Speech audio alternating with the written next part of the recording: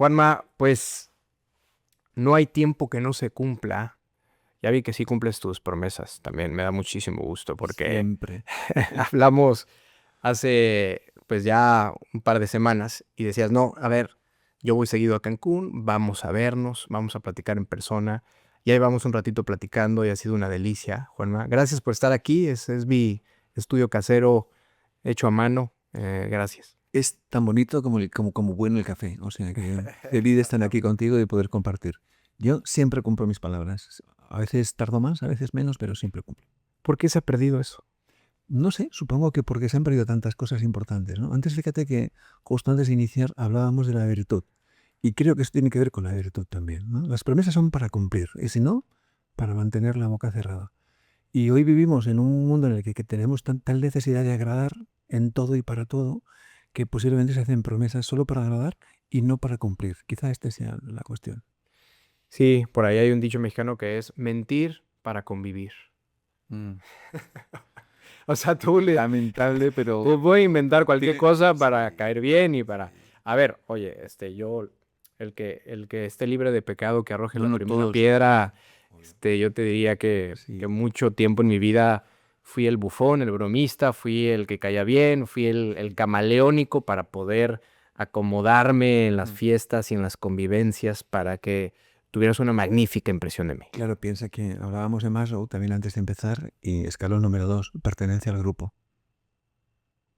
Justo. Totalmente. Y bueno, me partí el lomo. La verdad es que ahora estoy en otro canal. Es liberador, honestamente. Le caerás bien a algunos, le caerás mal a otros. Yo creo que a la mitad del mundo le caes bien y a la otra mitad mal por la misma razón.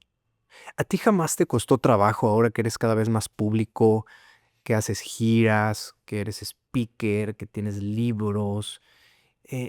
De alguna manera, este diálogo interno te jugó chueco, decir, Juanma, a ver, Mm. tranquilo. Yo, a mí esto me ha pillado ya mayor y esto es una ventaja. Ya me pilló con un cierto nivel de madurez. Entonces, yo todo lo que veo con esto es agradecimiento, lo veo muy con los pies en el suelo. Y siempre digo que soy una figura pública hasta un punto. Soy popular más que público, ¿no? Cuando alguien me reconoce en un aeropuerto, en una estación, algo que ya pasa con mucha frecuencia, agradezco mucho que lo hagan y agradezco mucho que se acerquen y agradezco mucho que hablen conmigo, ¿no? Pero creo que la ventaja es que me ha pillado ya maduro. Si esto me pilla con 30, a lo mejor era un idiota, como tanto es.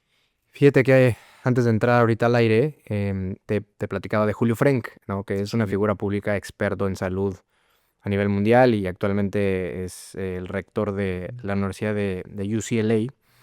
Y fíjate que él tiene una característica muy peculiar que es la generosidad hacia los extraños. ¿Y por qué lo traigo a la mesa? Porque así te conocí yo. Una persona llamada Mariluz, que ya también estuvo por Ah, aquí cierto. en el podcast. Y que vuelve. Pues bueno, me la Dos topé, días. Sí. o sea, me la topé gracias a una amiga en común, ¿no? Que se ha convertido en mi mentora, mi hermana Visila Bococo, que no sé si ubicas a Visila Sí, Bococo. claro que sí. Bueno, Guineana, residente en España. y resulta que viene a Cancún Mariluz y me dice, Braulio, hay que vernos, sí, por supuesto que sí.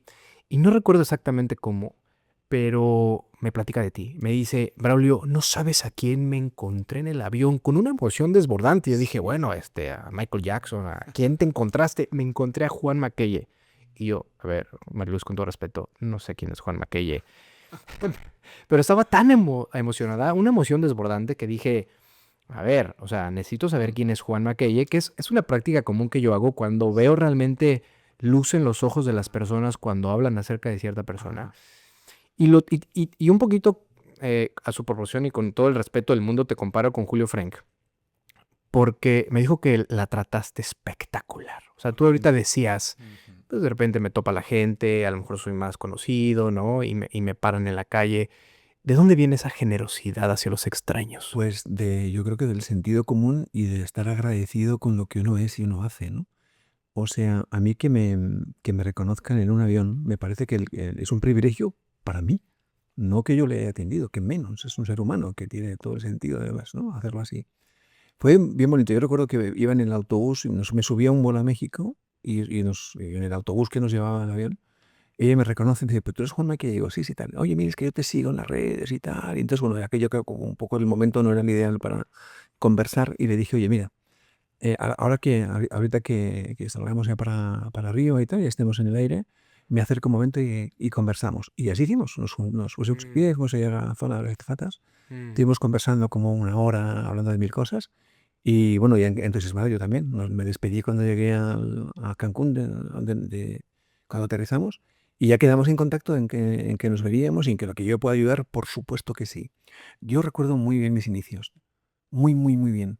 Y recuerdo cuando tenía 220 seguidores y no 220.000 como ahora en Instagram. Y entonces, cuando ves a la gente con la ilusión que tiene Mariluz, con las ganas, con el talento, pues claro que lo que haga falta, por supuesto que sí.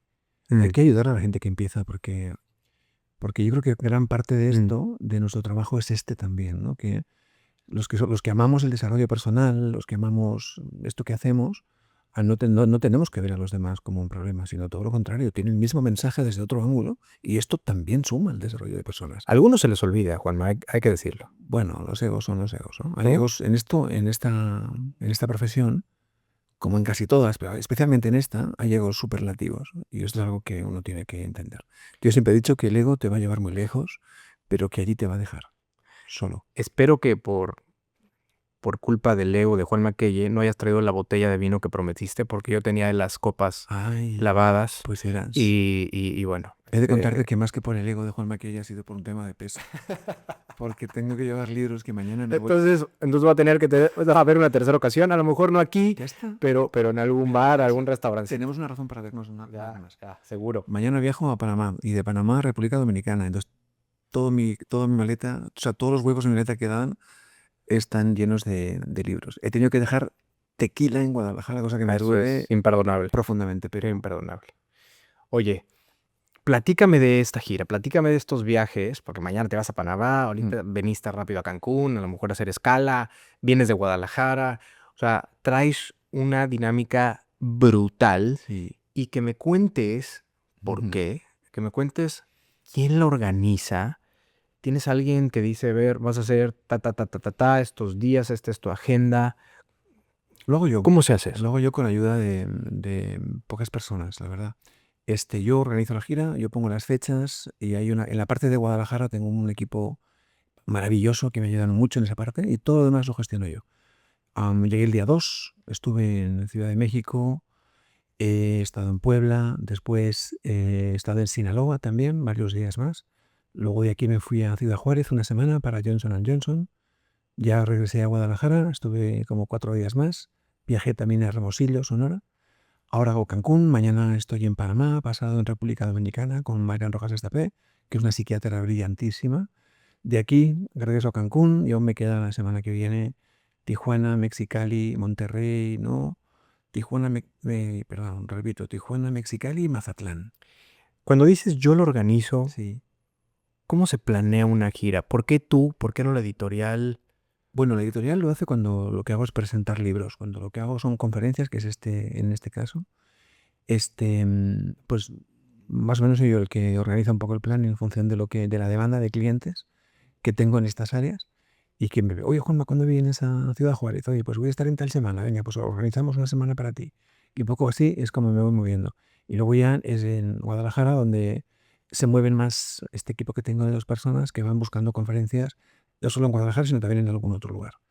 Y ahí completamos normalmente la gira. Ya. Y una gira así es muy exigente desde el punto de vista físico, Claro. también mental. Son 5 semanas a full. Yo recuerdo mi época de deportista, igual que tú preparando tus triatlones. Yo trabajo prácticamente 3 meses, me preparo física y mentalmente durante 3 meses para una gira de 5 semanas. Y ahora estoy en mitad de ella, voy por la tercera semana, me quedan 2.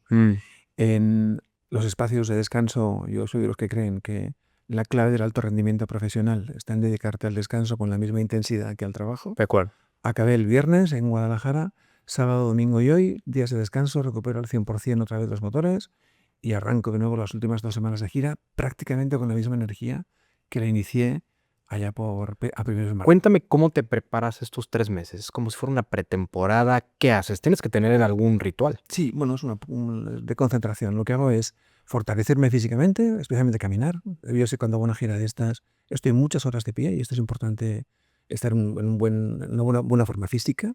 Hay días que estoy hasta 7 horas de pie. Ayer, por ejemplo, el viernes di 3 conferencias en Guadalajara. Estos no hago más de 7 horas, más firmas de libros y no sé. Entonces hay que estar físicamente en unas condiciones óptimas, ¿no? Que no hay que ser un... Pero sí que estar muy bien. Y mentalmente también, tener la capacidad de desconectar muy rápido y arrancar una conferencia con otra para mantener el mismo nivel de intensidad. Piensa que la conferencia de las 9 de la mañana y la de las 6 de la tarde deben ser exactamente igual de buenas, porque todo el mundo merece tu mejor versión. Claro. Así que hay que un poco buscar esos espacios a veces para descansar, para estar en silencio, para desconectar un poco del ruido, porque no son los 75 minutos de conferencia más preguntas, más firma de libros, son como 2 horas, ¿no? Son los trayectos y luego todo el mundo quiere hablar contigo. Y todo el mundo, y hay que responder a todo el mundo. Por lo tanto, a veces se van a 2 horas y media y tal, ¿no? Y luego esos espacios que tienes intermedios tienen que ser espacios de silencio, de oscuridad, tranquilo, para volver a retomarte y hidratarte muy bien. Claro. ¿Cómo te preparas psicológicamente? O sea, ¿hay algún ABC que tú sigas? Porque yo he tenido algunas oportunidades de dar conferencias y acabo fundido. O sea, hay un intercambio energético con la audiencia y con el ser humano que tienes enfrente, sentado, parado, como sea, muy particular. Y luego el grado de concentración que requiere una conferencia de 75 o 90 minutos, ¿no? Creo que me canso yo más mentalmente Sí. que los triatlones que he hecho. He hecho más de 100. Total. Es muy exigente física y mentalmente, porque va como muy unido. Yo lo que hago es eso. Yo soy un pensador nato, me lo paso pensando. Y entonces siempre como que voy... yo nunca tengo la mente, o sea, trato de mantener la mente en un cierto nivel de actividad, ¿no? Y también hago ejercicios de concentración mental.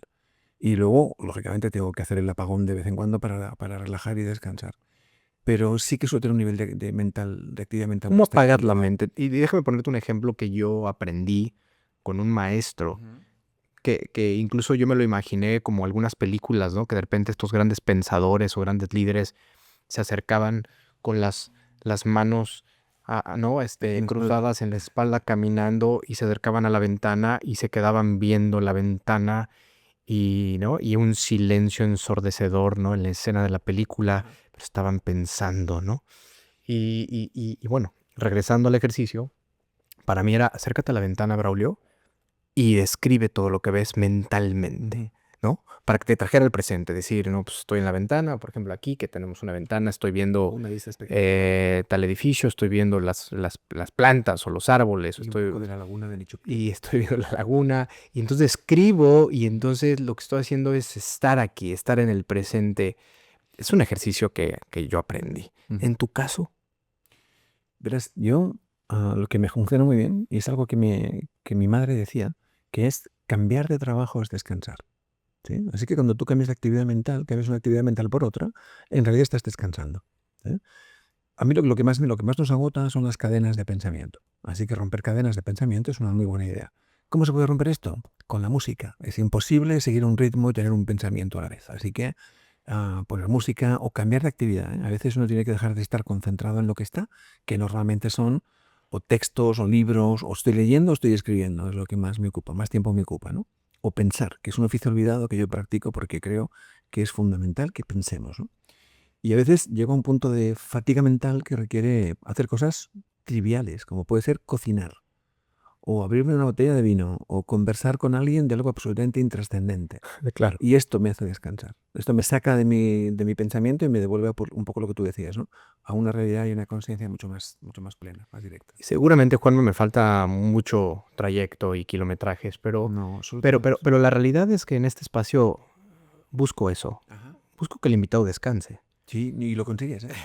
Ya la otra vez fue muy agradable y esa también. Entonces es que como Sí. decir, a ver, ¿no? Tiempo fuera Sí. y hacer este cortón de tren de pensamiento y empezar a conversar que ayude un poquito a desestresar, ¿no? Sí, totalmente. Que, a ver, no soy ningún Dalai Lama, pero que también genere cierta paz mental, Correcto. ¿no? Que me parece que es Sí. una delicia poder de repente... Fíjate, y que haya esta armonía que hay en este espacio, ¿no? Que es como, yo creo que lo que más lo que más evidente aquí es que hay armonía. Y eso es algo que ayuda mucho, porque cuando no hay ningún elemento que desencaja, es como que todo está bien. Y Mm. eso genera paz también. Y puedes bajar la guardia, Totalmente. ¿no? Porque yo Y creo que todos los seres humanos inconscientemente de repente la subimos, ¿no? Como yo, a lo mejor un mecanismo de protección. ¿Qué bueno, opinas? pienso que sí, pero creo que también depende mucho de quién tengas delante. O sea, hay entornos, o sea, los seres humanos somos, bueno, no es que somos cooperativos, pero nos convertimos en competitivos muy rápido, ¿no? Mm. Cuando tú tienes pocos años y estás con tu amigo y terminas de pintar el dibujito que te mandó tu maestra, ¿no? Y sin salirte de la raya y con la derecha, aunque seas zurdo, esto ya sabes que toca así, pues lo primero que hacemos es ir a acabar el dibujo de tu amigo. O sea, somos seres colaborativos. Mm. Pero hay un momento que yo no sé situar cronológicamente con exactitud en el que nos convertimos en todo lo contrario. Dejamos de colaborar para competir. ¿Sí? Y ahora es donde empezamos a, si tú 5 yo 6, si tú nota alta yo la mía, si tú fútbol yo más, si tú, y estamos y nos hacemos adultos con esa misma competitividad. Así que es frecuente sentarte en una mesa con 5 o 6 personas, que no sean muy amigas o conocidos, donde competimos en todo. Sí, yo más uno, ¿no? Claro, y cuando tú dejas tu celular sobre la mesa, el otro tiene que ser mejor que el tuyo. Y entonces esto en ambientes empresariales todavía es más frecuente y más notable, ¿no? Pero como que competimos en todo. Entonces, eso de levantar la guardia tiene que ver con los egos que hay alrededor. O sea, hay lugares donde la suma de los egos no entra en la habitación. Entonces, yo creo que la gente que dice que el ego se controla, yo creo que se equivoca. O sea, yo creo que Estoy de acuerdo. el ego es incontrolable. Lo que sí haces es minimizarlo. Cuando tú estás en un entorno de paz y tranquilidad, tu ego no hace acto de presencia. Pero en el momento en el que tengas delante a alguien que compita contigo, tu ego da un respingo y vuelve a los niveles más altos conocidos en tu historia. Esto está aquí. O sea, eso de controlar el ego, ya me gustaría que fuera verdad. Lo que sí que hacemos es que lo suavizamos porque los entornos que tenemos los cambiamos, ¿no? Mm. Yo, en el entorno en el que me muevo, que es con gente muy bonita, hay gente, es que es un gusto el ambiente en el que vivo, pues mi ego está desaparecido.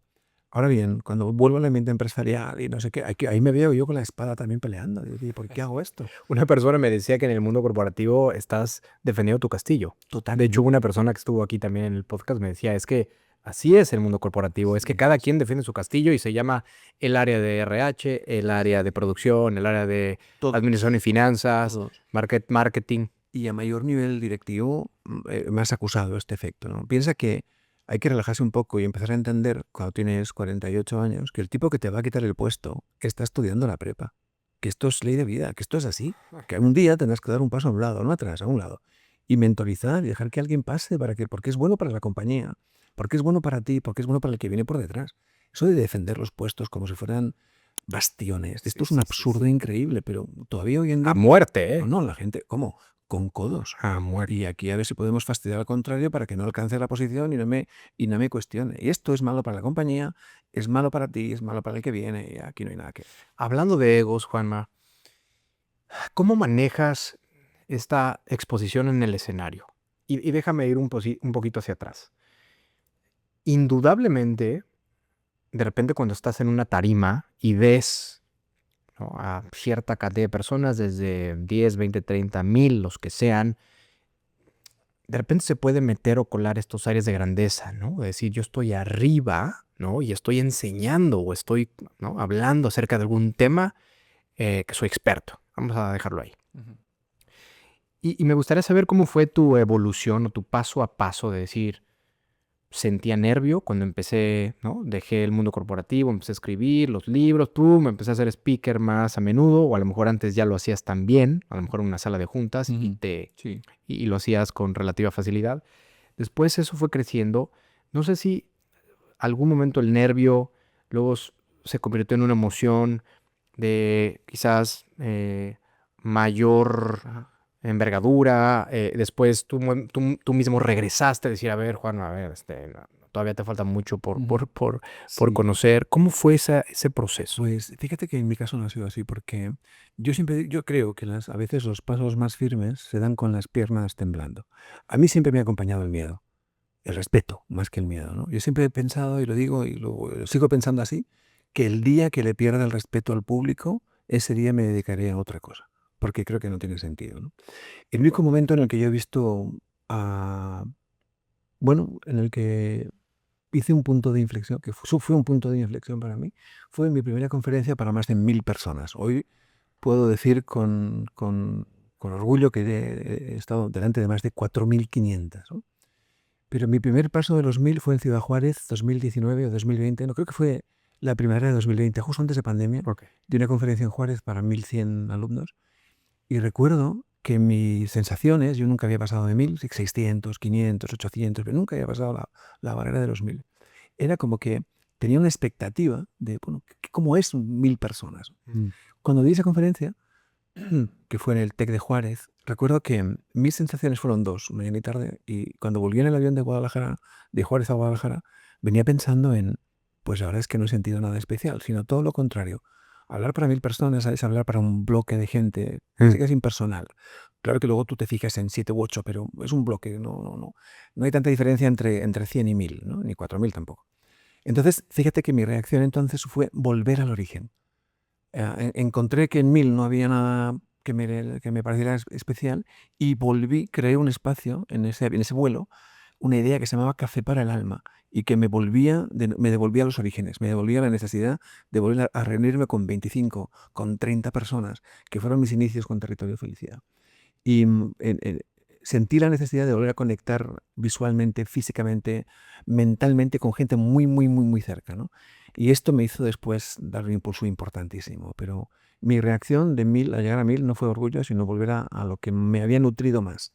Y es encontrar en la cercanía, en la gente, en las caras, en el que te puedan preguntar, en el que estemos tan cerca que todo vale, encontrar el sentido de nuevo a eso, crear este nuevo espacio y a partir de ahí volver a crecer. Hoy, pues he hecho muchas de 1000, una de 4600 que ha sido como le hice en Mazatlán, 2023 fue la convención de Cruz Roja Mexicana y fue espectacular, la conferencia fue muy chula. Y volviendo un poco a lo que de la pregunta, yo nunca he sentido esta cosa de la superioridad porque yo me voy a un escenario a divertirme. Y yo mido lo bueno lo bueno de una conferencia por cuánto me he divertido yo. Y cuando yo me lo paso bien, sé que es brutal en la conferencia. De hecho, hice una Nikami el viernes, que todavía suena por ahí, porque realmente me lo pasé cañón, porque la gente era como que maravillosa, entraban todos los chistes, nos lo pasamos todos a lo grande. Entonces, esto, Salió así todo sí, bueno, suelen salir porque hay un estándar del que uno no se baja nunca, ¿no? Pero yo creo que mis conferencias son de 9 y algunas son de 9,8 como esta, que es cuando todo entra, cuando la gente vibra contigo, pierdes a la tarde. como que entras en ese flow, ¿no? Como Brutal, que te brutal. fundes con Total. la habitación y Totalmente. con la Entonces, auditorio. yo mido por eso. Entonces, nunca puedo sentir esa sensación de superioridad porque lo que busco justo es lo contrario. Oye, ¿y te ha pasado todo lo contrario, todo lo opuesto? Y déjame traer a la mesa un ejemplo en el fútbol. Tuve ya hace muchos años la oportunidad de estar con Arturo Bricio, que fue un super mega árbitro mexicano que estuvo en mundiales y todo, ¿no? Y tuve la oportunidad de decirle, oye, Arturo, ¿cuál fue tu peor partido? O sea, que te querías ir corriendo al vestidor. Y me dijo, un partido, si no me equivoco, donde jugó Francia, estaba, creo que, no me creas mucho, Sí. pero creo que Zinedine Zidane o Internacional. un partido de un mundial, no creo que era Nigeria, no me acuerdo bien. Pero el punto es que me dijo, o sea, habían pasado creo que 10 minutos de haber iniciado el partido y yo me quería ir corriendo Casa. o sea, quería aventar el silbato y, o sea, este partido va a ser una locura. O sea, yo no podía un minuto más. Y faltaban 80 minutos. A mí nunca me ha pasado. Bueno, tendría que hacer en memoria, ¿eh? Seguro hay alguna en la que no te sientes cómodo por lo que sea y tal. Pero tenía que hacer memoria. O sea, yo realmente vivo con pasión lo que hago. Entonces, yo me siento un privilegiado. Yo he de confesar que yo hay días que no me creo mi vida. O sea, me levanto en Panamá o en Santo Domingo o en Cancún esta mañana viendo este maravilloso mar que tenéis aquí y digo, ojo, es que yo soy un privilegiado. Entonces, yo vivo por y para este. Para mí, el punto máximo de felicidad es estar encima de un escenario haciendo disfrutar a la gente y disfrutando yo también. Entonces esto es como que me cuesta trabajo pensar en algo que haya podido parecerse a eso que describes, que seguro que ha habido algo, sobre todo en los O a inicios. lo mejor algo chusco que te pasó ahorita. Me hiciste recordar también esta chica que me dijo que, que, bueno, creo que tú pides, no sé si 1 o 3 botellas con agua ahí en el escenario o algo así. Divertidísimo. Y Y me platicaba Sí, sí, que algo sí, pasó con las muy bien. famosas botellas Esto con fue agua en... y que, bueno, a Ajá. ver, eres un tipo ahorita que llegaste, no, alto, corpulento, y entonces que, según ella, Juanma, según ella, estabas como león enjaulado en el escenario, no yendo de un lado al otro, y en su mente, como la Sí, mente es sí, lo cabrona, recuerdo, la mente es lo recuerdo cabrona, y en su mente perfectamente. decía, este hombre bajándose el escenario me va a linchar. Nada que ver con nosotros. Lo hemos hablado con... Isa es maravillosa, es una mujer increíble. Y hemos hablado de esto después y es muy divertido porque fue la interpretación que ellos hicieron.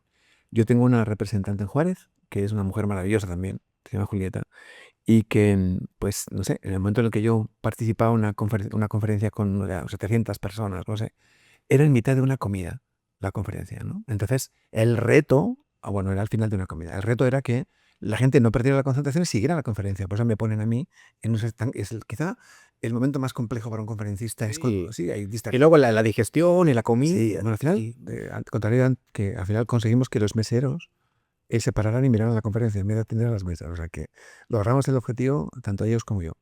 Y la anécdota esta del agua fue muy divertida porque ella en la mesa con Julieta decía, oye, Juan, me falta agua y tal. Y no, no es verdad, yo tenía el agua perfectamente ubicada en los dos extremos, que siempre vamos soltar el corcho, para mí son una rutina ya, soltarle el tapón y colocar las botellas abiertas, una en cada extremo, porque camino por el escenario y pues entonces en cualquier lugar tener el agua para poder tomar si la necesito. Por lo que sea, hubo como hay un malentendido entre ellos, que yo estaba ya en el escenario, no participé para nada. En ningún momento sentí que eso fuera así, en ningún momento sentí que faltase agua, de hecho no faltaba, porque yo mismo ella llevaba una botella.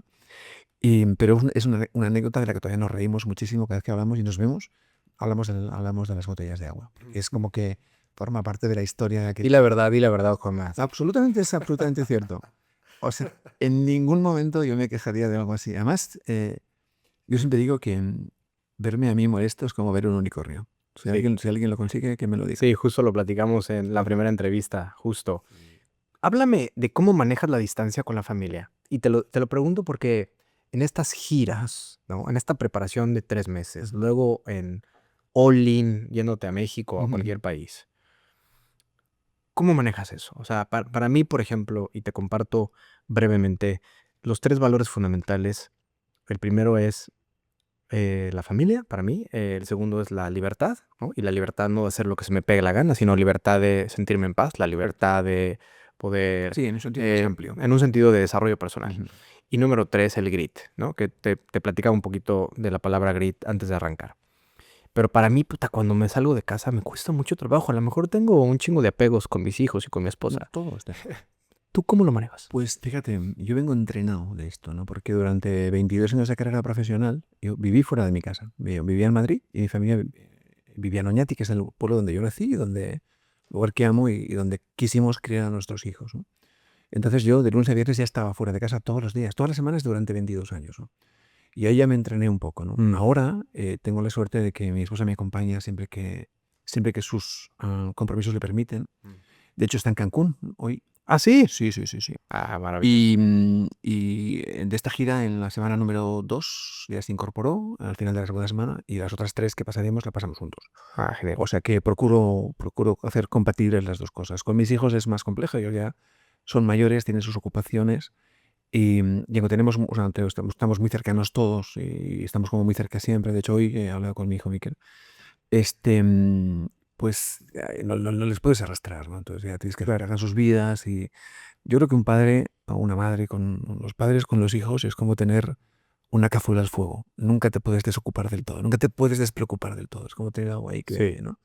Entonces, cuando ya tienes una edad, lo que haces es estar siempre que te sientan cerca, que sientan tu presencia aquí, para cuando ellos necesiten. Nunca para imponer, nunca para... Siempre para, oye, saber que estás a golpe de un WhatsApp o de una llamada o de un corazón, sí, no hace falta mucho más, ¿no? Para que tus Claro. hijos sientan que estás aquí, ¿no?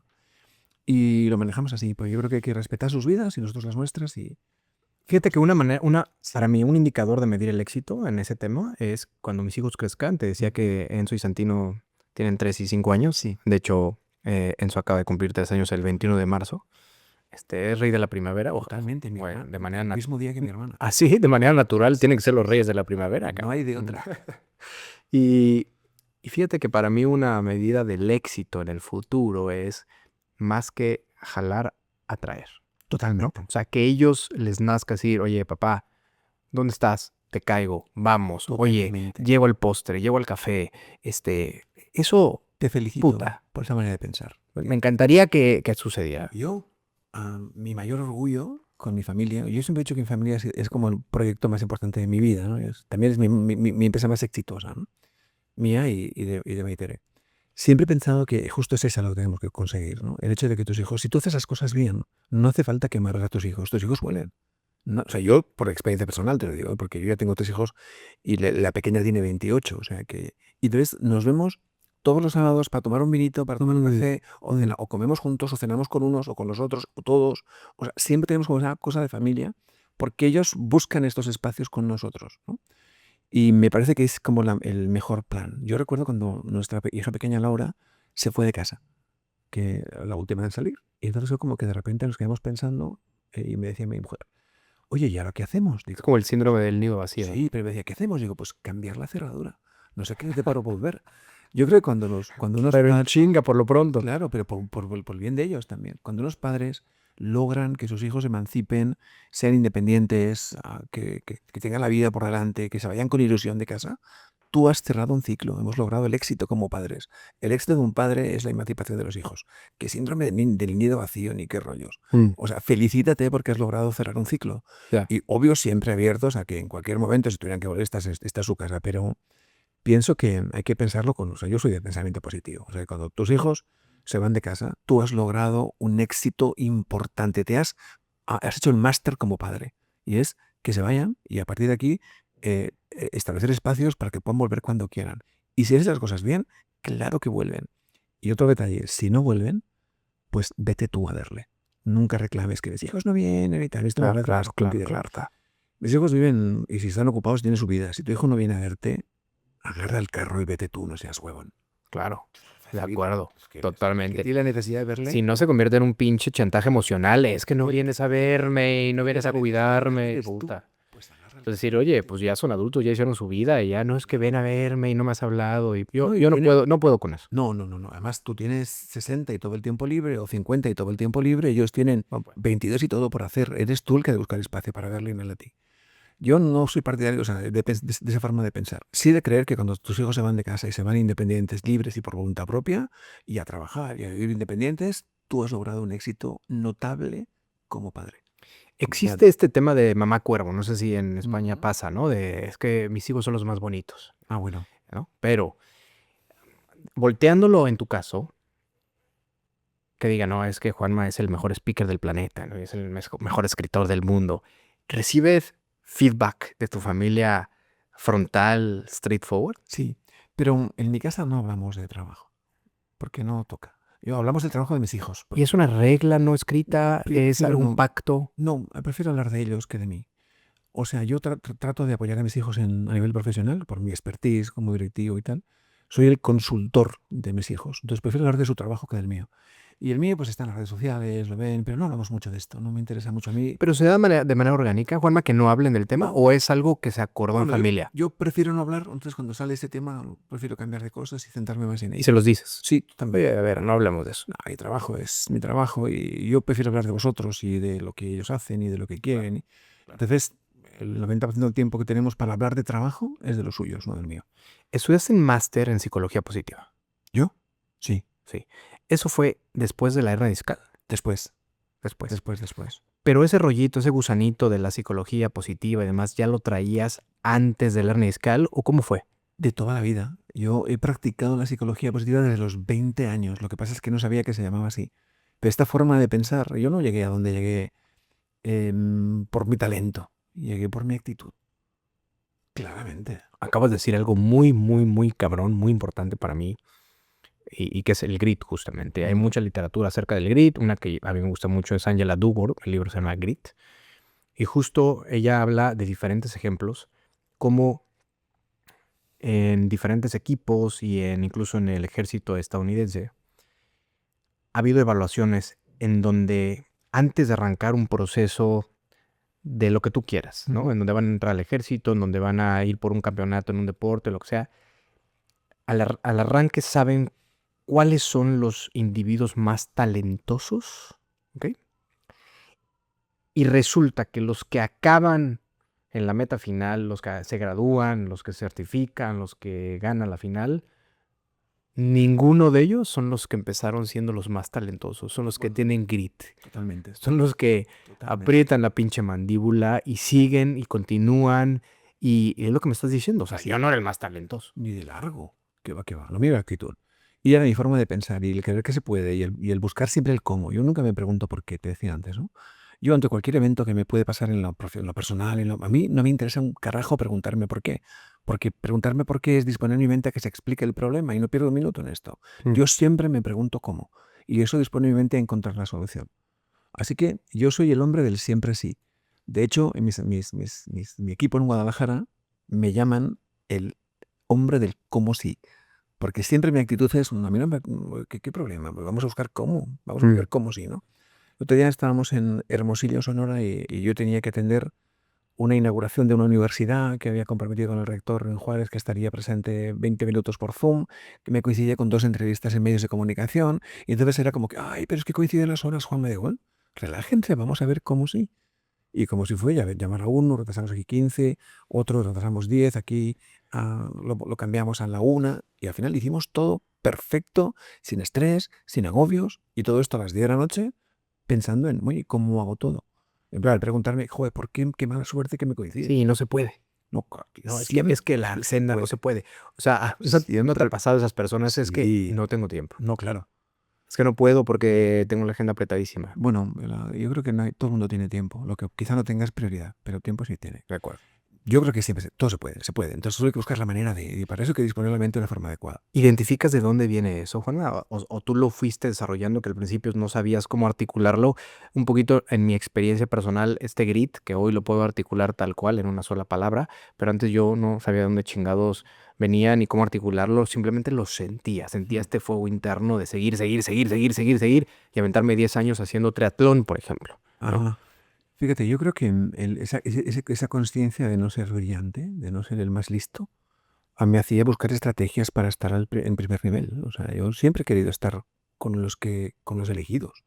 Y entonces, tomar conciencia de que hay gente que es mucho más inteligente que tú y es más brillante que tú, y además es bueno que estén ahí porque son figuras en las que uno puede ampararse para seguir adelante. Y cuando identificabas, Me hizo digo, buscar estrategias. exacto, explícame esas estrategias. Me acercaba a ciertas personas que admiraba, leía libros, compraba cassettes, Yo, 2 cosas, ¿no? Yo he sido un lector apasionado y un hombre común. Hoy mis amigos me llaman la luz porque tengo respuesta para todo. Hay muchas cosas que me interesan, ¿no? es como un almanaque, Juan. Un poco eso. Hoy en día con Google y el GPT, si te quedas con la duda de algo es porque quieres. Y soy intelectualmente muy inquieto. Entonces sé muchas cosas porque soy muy mayor y porque además todo me interesa. Soy un curioso empedernido, ¿no? Independientemente de esto, siempre he sido como que de fijarme mucho en personas que me parecen relevantes, ¿no? O sea, antes hablábamos de los griegos y de la virtud, ¿no? Para mí, quizá el fin de la vida sea la virtud. Yo me educo para la virtud, no para el éxito, no me educo para ser famoso, no me educo para nada de esto, solo me educo para la virtud. Quiero ser el mejor ser humano que puedo ser. Y entonces me voy viendo gente que me impacta en positivo y digo, yo me quiero parecer a este. Y entonces le observo y a través de la observación veo qué cosas puedo complementar y qué cosas me gustaría tener que tiene esta persona, ¿no? Entonces yo he ido creciendo en gran medida así. A nivel profesional siempre tenía como un referente y he trabajado para parecerme al referente, al punto en el que cuando llegamos a la misma conclusión, cuando ante un evento las 2 reacciones o soluciones eran las mismas, daba por hecho que ya estaba casi en este nivel y me fijaban nuevos perfiles. Y así es como he ido escalando y creciendo, porque yo soy un apasionado de la manera de pensar. Para mí un directivo no es su experiencia, no es su currículum vitae, es la manera que Sí, le pagan por pensar. Hombre, Le pagan por y a mí pensar. siempre me interesó esto. Sí. La ¿no? forma en la que tú reaccionas, en la que piensas, porque de aquí parte absolutamente todo.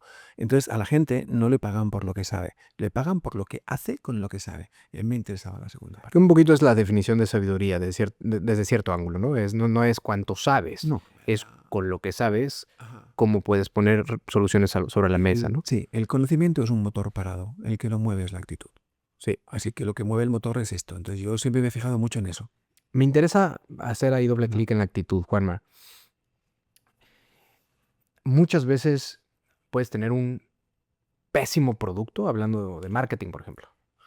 Un muy mal producto, pero tienes una buena historia que contar. Correcto.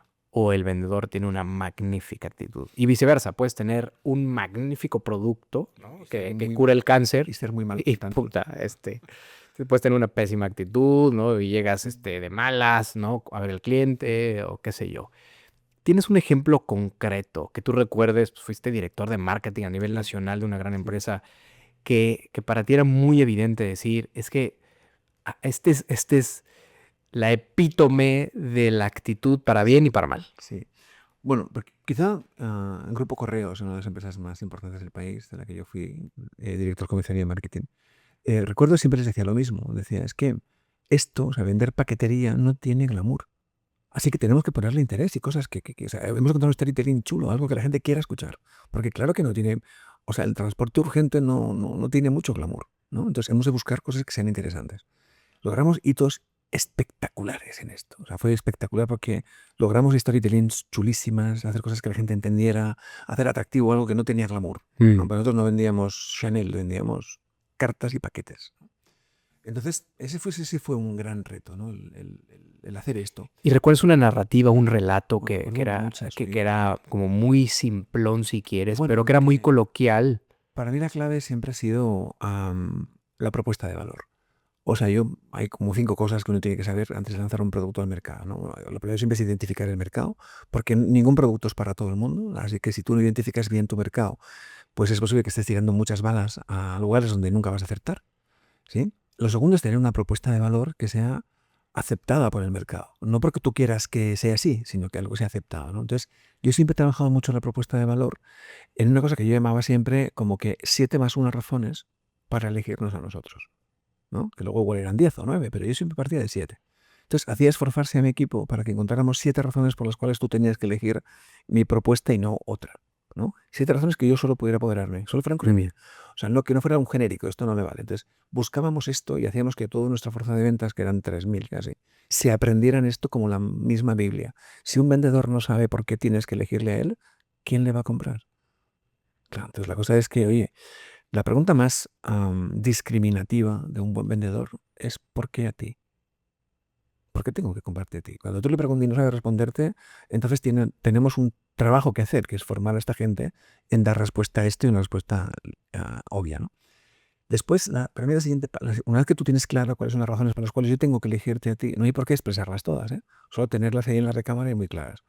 Después de esto formábamos mucho a la gente. A mí me han interesado siempre los profesionales talentosos. Yo nunca he creído, o sea, yo siempre he creído que la venta, el momento de la venta, estar delante de un cliente, no hay 2 ventas iguales. Por tanto, a mí estas técnicas de ventas, de que si el funnel, que son como katas de karate, que si el cliente te dificulta, le haces, y la rebatir objeciones, a mí esto siempre me ha parecido una simpleza. Es reducirlo todo al sofisma, ¿no? Si parto de la idea de que no hay 2 personas iguales, no hay 2 visitas iguales. Por tanto, estas cosas que son como teorías muy de cuando él te hace así, tú le pones aquí y le das en el ligadillo. Súper mecánica. Esto es absurdo, porque además no solo tú no te centras, el cliente se da cuenta de que estás utilizando Un script, un guión. y se desconecta rápidamente de esta historia. Yo siempre he pensado que el vendedor estrella era el tío que era capaz de ver salir la pregunta de la boca de un cliente y tener la respuesta buena así. Este es el crack, ¿no? O sea, volvemos al fútbol. Cuando Cristiano, pues no voy a hablar del Barça, que es mi equipo, yo soy de la Real Sociedad y del Barça, pero cuando Cristiano ve salir o veía salir la, la pelota de la bota del lateral o del extremo del Madrid, el tipo ya sabía cuánto tenía que saltar, cómo tenía que poner la cabeza y cómo iba a golpear el balón. Aún no había salido la pelota del pie que él ya salta para... ¿sí? Entonces, esto es un buen delantero centro, un tío que es capaz de intuir que viene y tener la mejor herramienta para rematar. Para mí el vendedor estrella es este. Es un tío que conoce, esto lo decía Sun Tzu en el arte de la guerra, conócete, conoce a tu enemigo y vencerás. Así que un tío que conoce muy, muy, muy, muy bien el mercado, conoce muy, muy, muy bien su producto, este tío tiene todas las de ganar.